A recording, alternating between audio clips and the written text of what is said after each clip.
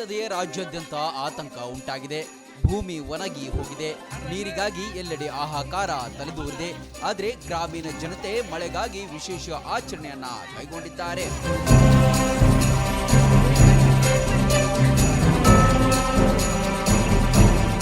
ಬಾದಾಮಿ ತಾಲೂಕಿನ ಹಾಲಿಗೇರಿ ಗ್ರಾಮದಲ್ಲಿ ಮಳೆ ಬರಲಿ, ಭೂಮಿ ಸಮೃದ್ಧಿಯಾಗಲಿ ಎಂಬ ನಿಟ್ಟಿನಲ್ಲಿ ಪ್ರಾಚೀನ ಸಂಪ್ರದಾಯವನ್ನ ಮತ್ತೆ ಮರುಕಳಿಸುವಂತೆ ಮಾಡಿತು.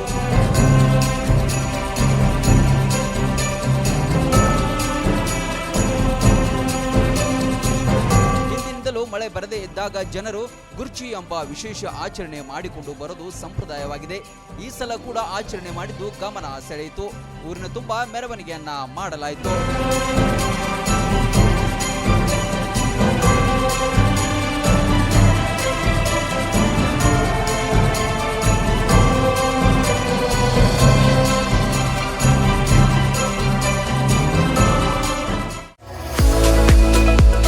ಮುಧೋಳದ ಪ್ರತಿಷ್ಠಿತ ಶಿಕ್ಷಣ ಸಂಸ್ಥೆ Shri Sanganath international CBSE English medium ಮತ್ತು ಕನ್ನಡ ಮಾಧ್ಯಮ ಸ್ಕೂಲಿನಲ್ಲಿ ಅಡ್ಮಿಷನ್ ಆರಂಭವಾಗಿದೆ.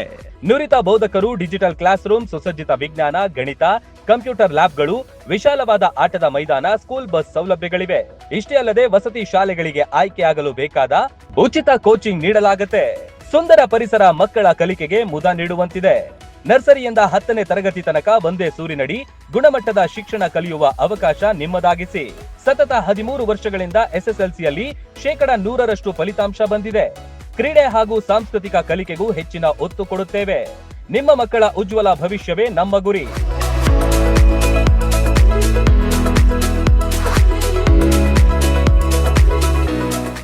ರನ್ ಟಿವಿ ನ್ಯೂಸ್ ವಿಡಿಯೋಸ್ ನೋಡಲು ಸಬ್ಸ್ಕ್ರೈಬ್ ಮಾಡಿ, ಬೆಲ್ ಐಕಾನ್ ಪ್ರೆಸ್ ಮಾಡಿ.